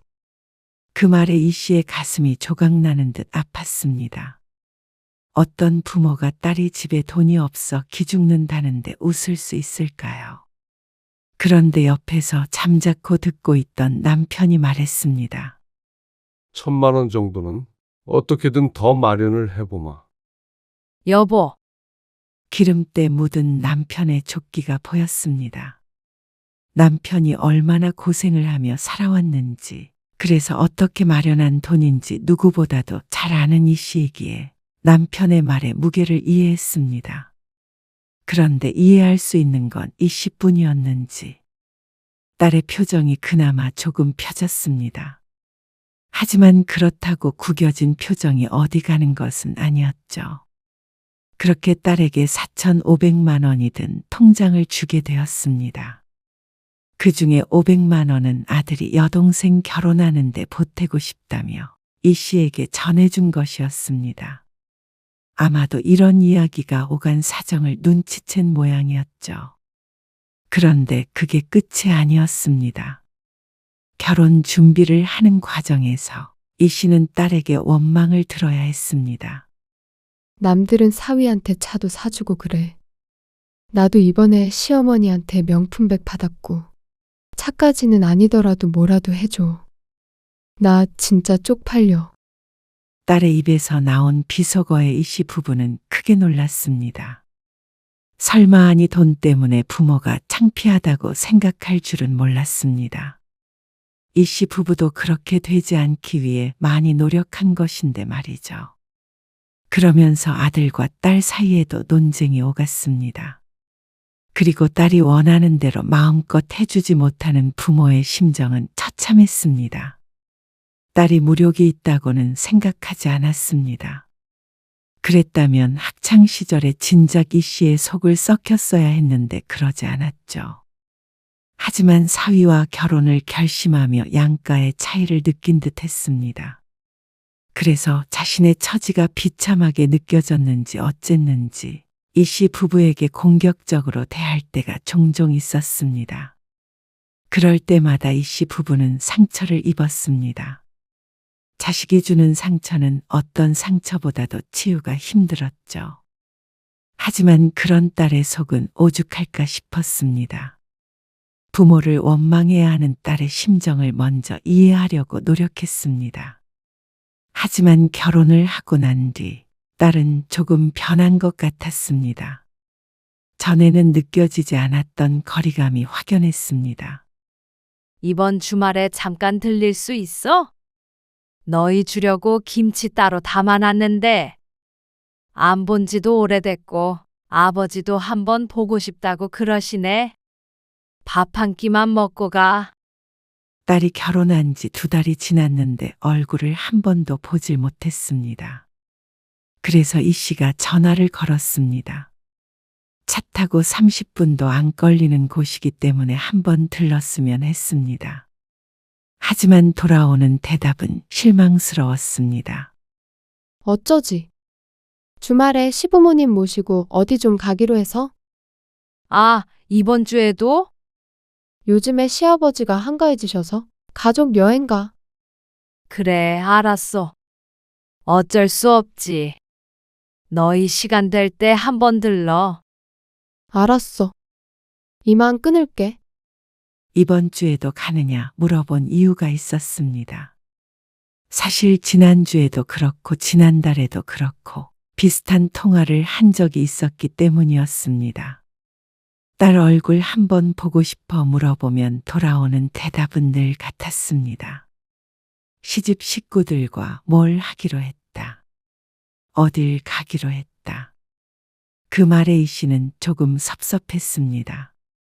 하루 정도는 친정 부모에게 할애할 때도 되지 않았나 하는 생각이 들었습니다. 얼마나 불편하겠어.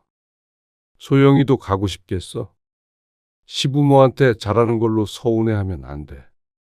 소영이가 그 집에서 사랑받으면 좋은 거 아니겠어? 남편의 말에 이 씨는 잠시 반성했습니다.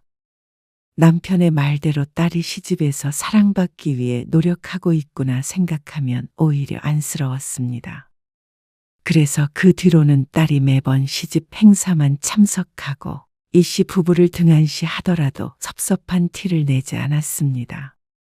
그러면 딸이 중간에서 마음이 불편할 게 뻔했기 때문이었습니다. 그러다가 딸이 아이를 낳으며 다시 가까워지는 계기가 되었습니다.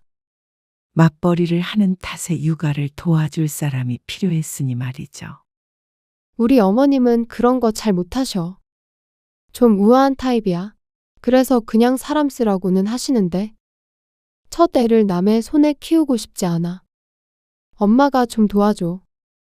나도 최대한 일 줄이려고 노력할 거거든. 그래서 보조 역할을 해주었으면 한다는 말이었습니다. 아이가 어릴 때는 직장에 있는 시간 동안 봐줄 사람이 필요하니 말이죠. 오늘 아윤이 분유도 잘 먹고 잘 놀았어. 열은 안 났고. 열 안 났어. 아침에 바르라고 했던 연고도 발라줬으니까 걱정 마. 고마워. 아빠가 데리러 온대. 응, 금방 오신대. 이만 나가볼게. 조심히 가. 딸이 퇴근하면 그제서야 이 씨도 남편의 차를 타고 집으로 돌아갔습니다. 딸이 아이를 안아들었고 이 씨는 신발을 신고 집을 나섰습니다. 아파트 주차장에 남편의 차가 서 있었습니다. 소영이 왔어? 벌써 도착해 있었어요. 아까 한 20분 전에. 그러면 들어오지. 그럴 걸 그랬네. 애기 얼굴도 한번 보고 말이야. 근데 소영이는 아버지 들어오란 소리도 안 하네. 아이고, 근데 퇴근해서 피곤할 텐데. 부모가 들어와 있으면 맘대로 쉬지도 못할 거 아니야. 다음에 보지 뭐. 그런데 남편이 딸이 피곤할 것을 이유로 들었지만 사실 들어오지 않으려는 이유가 있었습니다. 복장도 이래가지고. 남편도 가게 문을 닫고 바로 오는 길이라 옷이 깔끔하지 못했습니다. 철물점을 운영하면서 아무래도 이런저런 기구들을 만지고 고치고 하다 보니 기름 냄새도 좀 났습니다. 깔끔한 성격이라 지저분한 모습은 아니었지만 남편이 느끼기엔 적절하지 못한 복장이라고 생각하는 듯 했습니다. 그리고 아마 딸도 그런 생각을 가지고 있는 것 같았죠. 아이고, 우리 손녀딸 얼굴 좀 보자. 누구 닮아서 이렇게 이뻐? 그러던 어느 날 딸이 아이를 데리고 이 씨의 집에 와 있었습니다. 잠시 맡기고 모임에 다녀온다고 온 것이었죠. 집에 손녀가 와 있다는 말에 이 씨의 남편이 조금 일찍 퇴근해서 집에 돌아왔습니다. 그래서 손을 씻고는 아이를 건네받기 위해서 두 팔을 벌렸습니다. 이 씨가 아이를 안고 있었는데 남편의 손에 넘겨주려던 찰나에 그 사이로 팔이 쑥 들어왔습니다. 딸이었습니다. 아빠. 씻고 와. 어? 손 씻었어? 아니. 샤워하고 오라고요. 냄새 나잖아. 아, 그래? 그렇지. 얼른 씻고 올게. 남편이 민망해하며 안방으로 들어갔습니다. 일하고 왔으니까 땀도 났을 거 아니야. 기름 냄새도 좀 나고. 그러면서 어깨를 으쓱 하는데 이 씨는 머릿속이 복잡했습니다.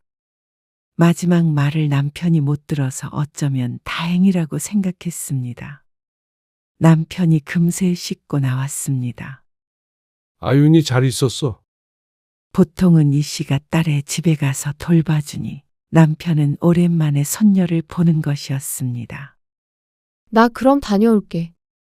10시는 돼야 올 거야. 재워놓으면 이따가 안고 갈게. 그래. 얼른 다녀와.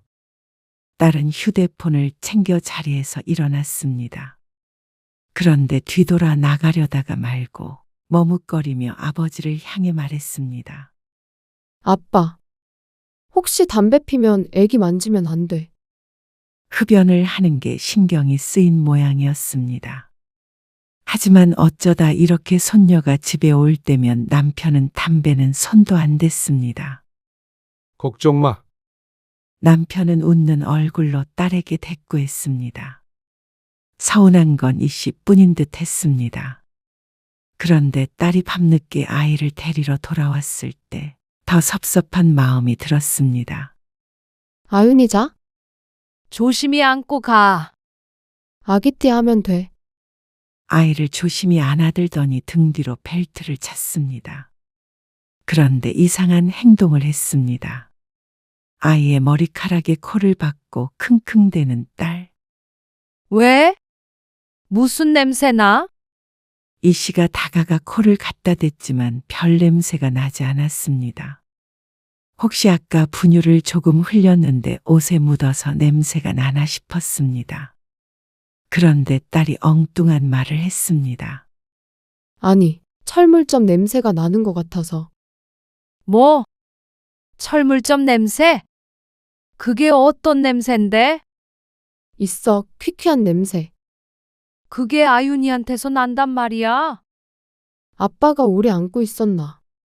그러면서 이만 가보겠다고 짐을 챙기는데 이 씨는 얼이 빠져서 서 있었습니다.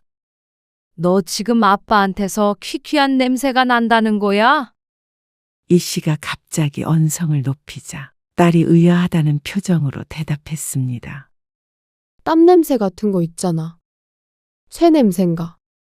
아빠한테서 늘 나는 냄새. 아빠 아까 샤워하는 거 봤잖아. 냄새가 뱄나 보지.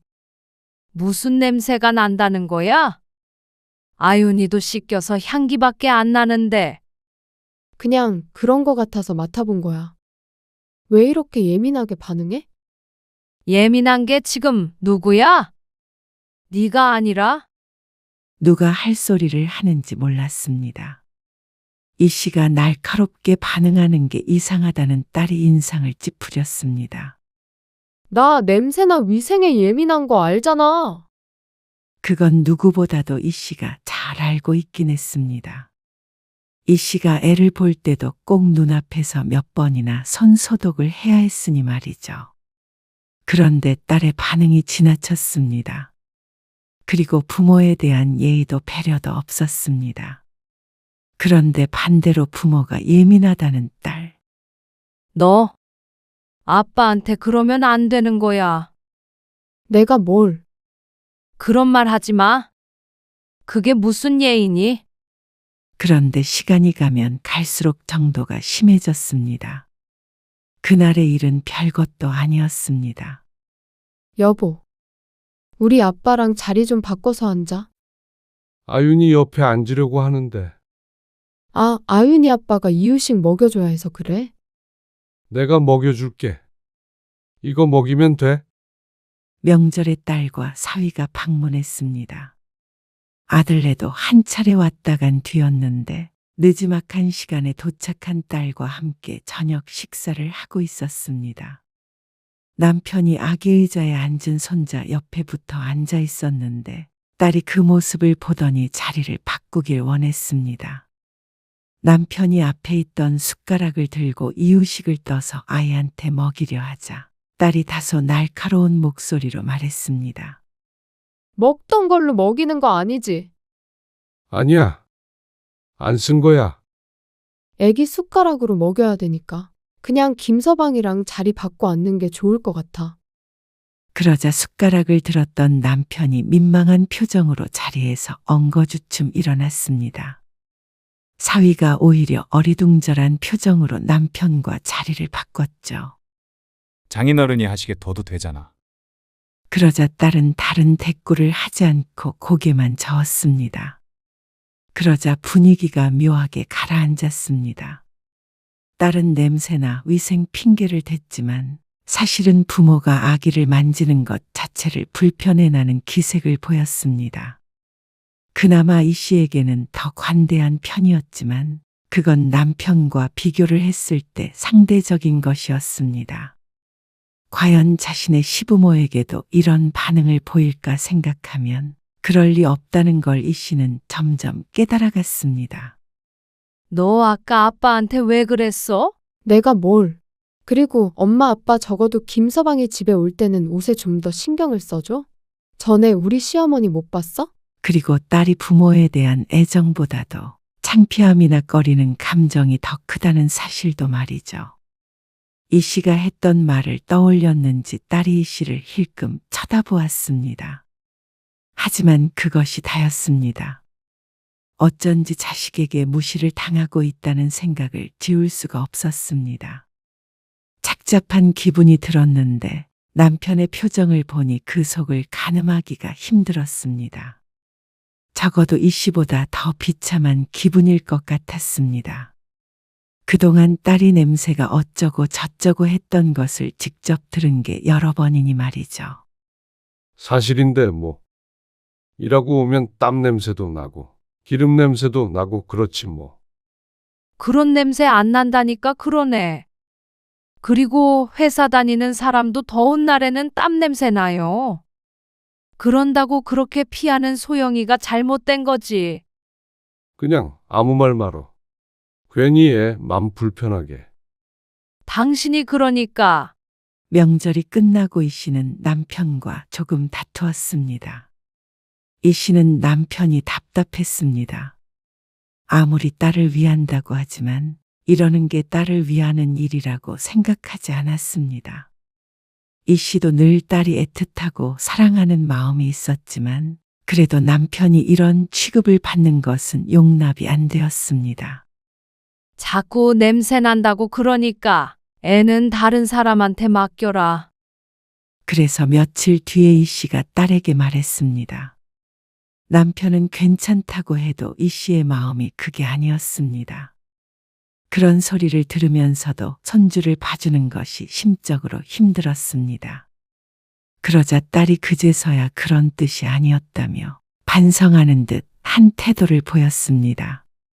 내가 설마 아빠한테 상처 주고 싶어서 그랬겠어? 그냥 일하고 육아랑 병행하느라 지치고 힘드니까 예민해져서 그런 것 같아. 애기 생각하는 건 알겠는데. 아빠도 너 못지않게 신경 써. 집에서도 너 그러고 난 뒤로는 꼭 샤워하고 애 안으려고 하고. 그러니까 아빠 앞에서 다시는 그러지 마. 알았어. 고개를 숙이는 딸의 모습을 보니 다시 안쓰러운 마음이 드는 건 어쩔 수 없었습니다. 다시는 그러지 않겠다고 한희희 씨도 마음을 풀었습니다. 그리고 그 뒤로는 딸은 그러지 않았습니다. 사실 이 씨 부부도 더욱 조심한 면도 있었습니다. 괜히 갈등을 만드는 것이 싫었기 때문이었습니다. 그러다 손주의 돌이 되었을 때였습니다.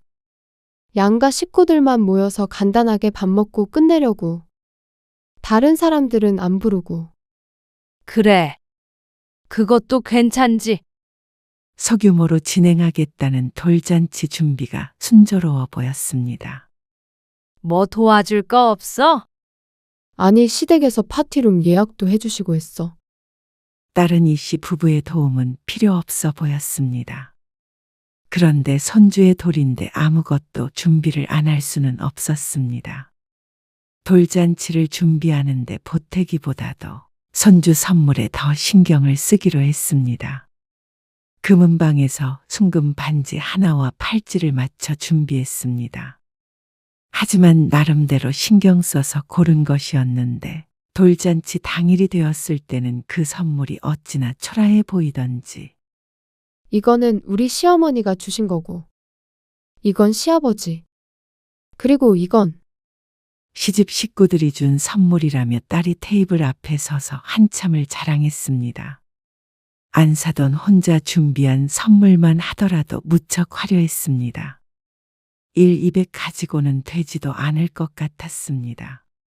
선물은 정성이라고 생각하고 살았는데 이 씨도 사람이기에 주눅이 들 수밖에 없었습니다. 이 씨가 선물을 내밀자 딸의 표정이 굳어지는 게 느껴졌습니다. 작은 상자에 들어있는 반지와 팔찌가 딸이 보기에도 초라한 듯 했습니다. 그러자 결혼할 때 딸이 쪽팔리다고 했던 말이 떠올랐습니다. 그러니 점점 더 작아지는 듯한 기분이 들었습니다. 안녕하세요. 오랜만에 뵙네요. 아, 예. 안녕하세요. 사부인. 아윤이 돌봐주셔서 감사해요. 아니에요. 제가 더 감사해요. 저희 소영이 예쁘게 봐주셔서요. 우리 며느리는 흠잡을 데 없죠. 저희한테 너무 잘하고요. 안사돈의 말에 이 씨는 웃었습니다. 그래, 그거면 됐다 하고 속으로 되뇌었습니다. 그리고 본격적인 식사가 시작되고 여러 테이블에서 서로 대화를 나누며 시간을 즐겼습니다. 식사가 끝나갈 때쯤에 이 씨는 자리에서 일어났습니다. 화장실 좀 다녀올게요. 알았어. 남편에게 말하고 자리에서 일어나 화장실로 향했습니다. 그리고 볼일을 보고 나오려는데 세면대 쪽에서 사람 목소리가 들렸습니다. 소영아, 바깥 싸두니 철물점 한다고 그러셨나? 그러면 뭐 집 공사 같은 것도 할 줄 아시나? 안사돈의 목소리였습니다. 그리고 이어서 들리는 딸의 대답. 아, 네. 예전에 그런 일을 한 적은 있으신데. 어머, 그래? 우리 집 작은 방 벽을 터버리려고 하는데 그거 바깥 사돈한테 맡아달라고 해도 되나 그럼? 아, 저희 아버지요? 그래. 기왕이면 아는 사람한테 맡기는 게 덜 아깝잖아. 어차피 드는 돈. 그 말에 기분이 상한다면 자격지심인가 하는 생각이 들었습니다. 그때 딸의 목소리가 다시 들려왔습니다. 저희 아버지 그런 가게가 아니라서요. 조그만 철물점이에요. 전에 그런 일도 하셨다며? 그냥 작은 구멍가게 같은 거예요. 어머님이 생각하시는 그런 데 아니고. 어머, 구멍가게? 그렇게 작아? 철물점들은 다 크던데. 네, 목 같은 거 팔고요. 아, 그래? 그러면 그런 용품 살 때는 사돈네 가게로 갈까? 아니요. 보여드리기 창피한 정도예요. 그러면서 더 깨끗하고 전문적인 곳으로 가시라고 말하며 웃는 딸. 딸의 답변에 안사돈이 어머 하는 소리가 들렸습니다. 사돈이 듣기에도 과하게 낮추는 말이 이 씨의 귀에는 더 거북하게 들렸습니다. 아니, 가슴에 대못이 박혔습니다. 엿들을 생각은 없었지만 딸과 안사돈이 화장실을 나갈 때까지도 이 씨는 문고리만 붙들고 서 있었습니다. 석상처럼 굳은 채로 말이죠. 그리고 홀 안으로 돌아갔는데 머릿속은 멍했습니다. 아무리 부모가 창피하다고 해도, 아무리 내세울 것 없는 부모라고 해도 시부모 앞에서 그렇게 부모를 깎아내릴 줄은 몰랐습니다. 남이 그래도 화를 내야 했을 딸이 말이죠. 그렇게 하면 꼭 시부모에게 이쁨이라도 받을 수 있다는 것 같은 딸의 태도에 이 씨는 큰 상처를 입고 말았습니다. 이 상처는 어떤 것으로도 되돌릴 수 없을 것 같았습니다. 남편은 아무것도 모르고 좋다고 손주의 재롱을 보고 있었습니다. 멀리서 보자 딸이 안고 있던 아이를 향해 남편이 손을 내밀었습니다. 그런데 그 순간 딸이 몸을 틀어버렸습니다. 남편의 손은 갈 곳을 잃었습니다. 이전에도 본 적이 있던 장면이었습니다. 이 씨의 이성이 끊기는 소리가 들리는 듯한 착각이 들었습니다. 박소영, 엄마, 그동안 못난 부모와 어떻게 살았니? 그리고 왜 애를 못 안게 해? 무슨 냄새라도 나니? 기름 냄새? 땀 냄새? 쇠 냄새? 뭐가 됐던 간에 너는 그 냄새 덕에 공부했고 대학도 나왔어. 그렇게 살 수 있는 것도 다 너 혼자 잘나서 그런 거 같니? 갑자기 그게 무슨 말이야, 엄마. 딸이 주변 눈치를 보면서 말했습니다. 그렇게 우리가 창피하면 너도 그 집 딸 시켜달라고 해. 엄마, 왜 이래? 널 잘못 키운 내 탓이지. 부모가 쪽팔리고 냄새도 난다는 딸은 나도 필요 없어. 그제서야 딸이 입을 다물었습니다. 김서방, 네, 장모님. 내가 소영이 결혼할 때 4,500만 원을 줬거든. 사실 더 주고 싶었는데 형편이 안 됐어. 근데 앞으로 우리도 자식 하나는 없는 채로 노후를 살아가야 하니까 그 돈 돌려받아야겠는데. 김서방은 줄 능력이 있지? 엄마?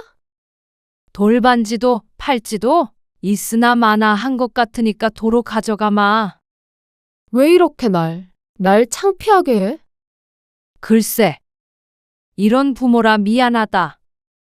하지만 이것만은 알아도 부모를 없이 여기는 딸은 우리도 부끄러워.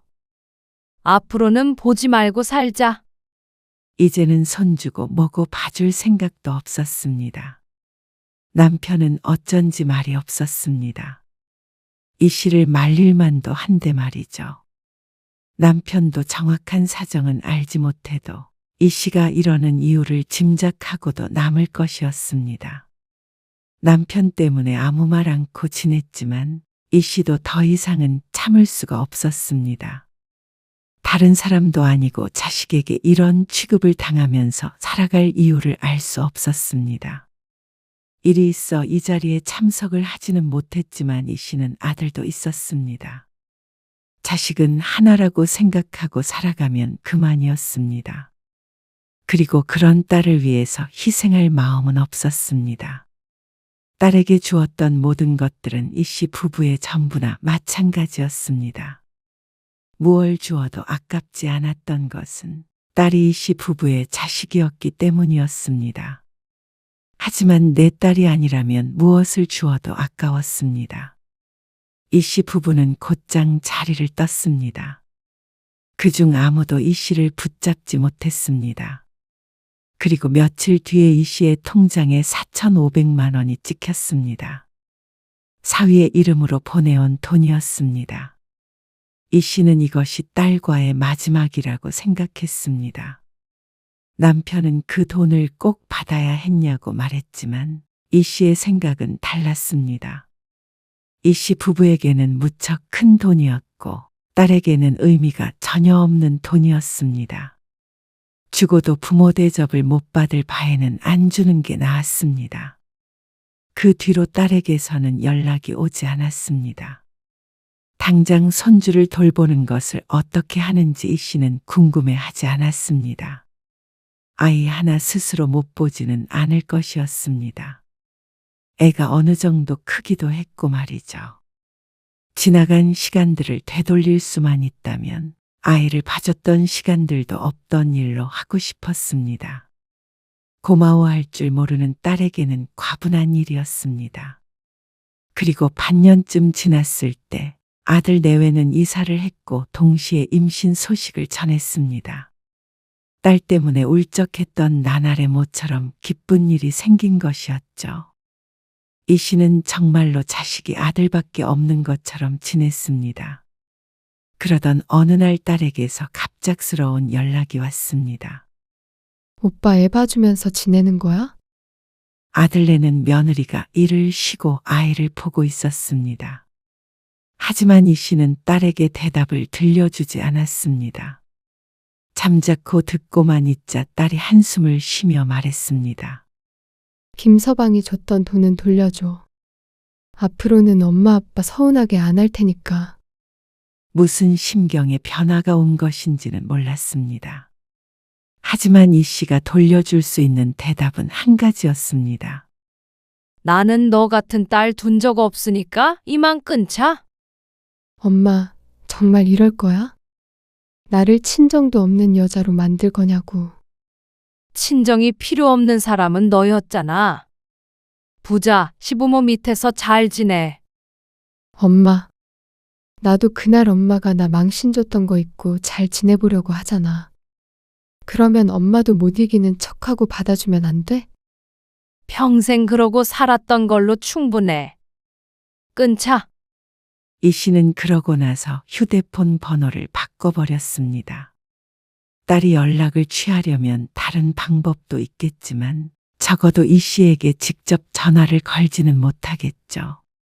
이 씨는 딸과 통화를 하고 난 뒤에 오히려 후련한 기분이 들었습니다. 울며 빌지 않아줘서 감사했습니다. 그랬다면 또다시 어리석은 선택을 했을지도 몰랐으니 말이죠. 이 씨 부부는 그날 이후로 딸을 잊고 살기로 했습니다. 열심히 살아온 스스로가 창피하지 않았습니다. 그리고 딸이 없으니 누구도 그렇게 여기지 않았죠.